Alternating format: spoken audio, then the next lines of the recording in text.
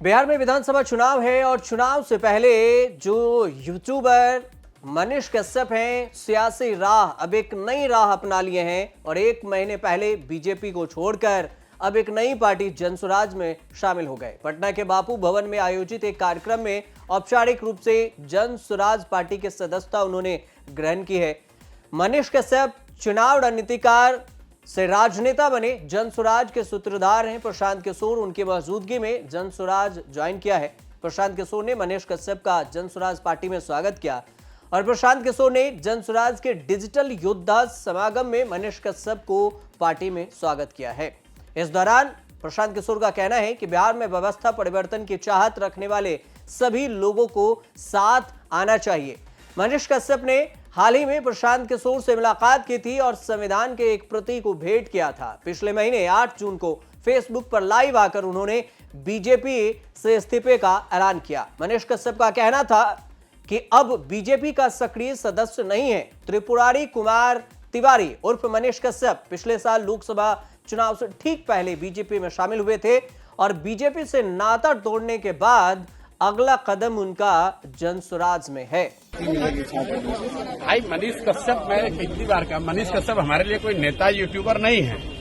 मनीष कश्यप बिहार के वो लड़के हैं जो बिहार में व्यवस्था परिवर्तन में एक अपनी भूमिका चाहते हैं। बरसों से बिहार में जिनके साथ अन्याय होता रहा है उनके साथ में खड़े रहे हैं, उनकी आवाज बनकर रहे हैं, लड़ने वाले लोग हैं, समाज को कुछ देना चाहते हैं, समाज को नोचने वाले लोग नहीं हैं। बिहार के वो लड़के हैं जिस पर सरस्वती की कृपा है, जो सरस्वती के उपासक हैं। उस नजरिए से हम लोग इनका स्वागत कर रहे हैं और जनसुराज की ये सोच है कि हर वो युवा, हर वो व्यक्ति जो बिहार में सुधार चाहता है, बालू माफिया नहीं है, शराब माफिया नहीं है, विधायक मंत्री का बेटा नहीं है, लेकिन अपने दम पर अपनी पहचान जिसने बनाई है और अब बिहार को सुधारने के लिए योगदान करना चाहता है, उसका स्वागत है। जनसुराज में इनकी क्या भूमिका होगी?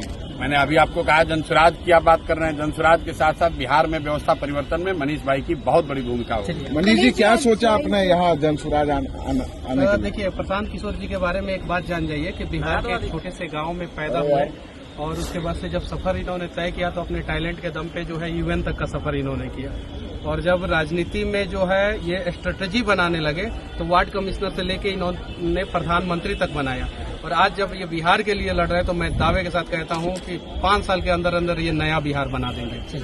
मनीष कश्यप ने पीला गमछा लेना शुरू किया था, लेकिन जब ये बीजेपी में थे और अब जनसुराज के साथ बढ़कर आगे बढ़ रहे हैं।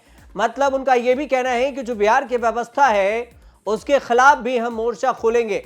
सवाल ये भी उठा लोगों के मन में कि मनीष कश्यप चुनाव कहां से लड़ेंगे, लेकिन उससे पहले आपको बता दें कि सोशल मीडिया पर एक तस्वीर उन्होंने 7 जुलाई के लिए पोस्ट की थी।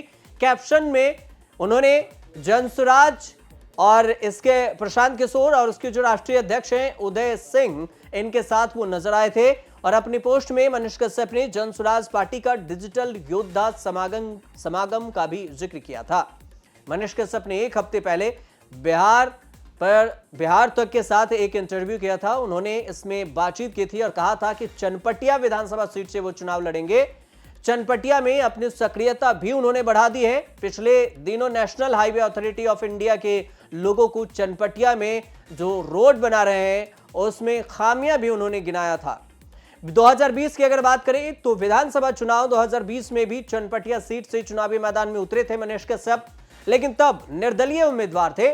मैदान में तो उतरे लेकिन चुनाव जीत नहीं पाए। चनपटिया विधानसभा सीट को एनडीए खासकर बीजेपी का गढ़ माना जाता है और अब बीजेपी के गढ़ में बीजेपी छोड़कर आए जनसुराज से चुनाव लड़ेंगे मनीष कश्यप। इसका कितना फायदा होगा, चनपटिया में वो कितना जनसुराज को सपोर्ट कर पाते हैं और कितना जनसुराज के लिए काम कर पाते हैं, ये सीट जीत पाते हैं या नहीं, ये आने वाले वक्त में पता चलेगा। लेकिन फिलहाल अंत में आपको यह भी बता दें कि 243 विधानसभा की सीटों पर जनसुराज अकेले चुनाव लड़ने की बात कही है। जनसुराज का किसी के साथ गठबंधन नहीं है, न एनडीए न इंडिया मतलब महागठबंधन। अब इन दोनों के बीच में एक तीसरी पार्टी जो जनसुराज है वो बिहार के 243 सीटों पर चुनाव लड़ेगी।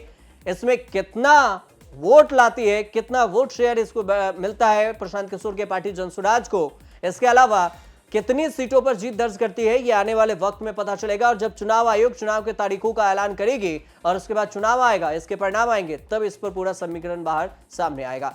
फिलहाल आपको ये रिपोर्ट अच्छी लगी हो तो हमारे चैनल से जुड़िए, सब्सक्राइब कीजिए, शेयर कीजिए, कमेंट कीजिए और देखते रहिए न्यूज़ तक।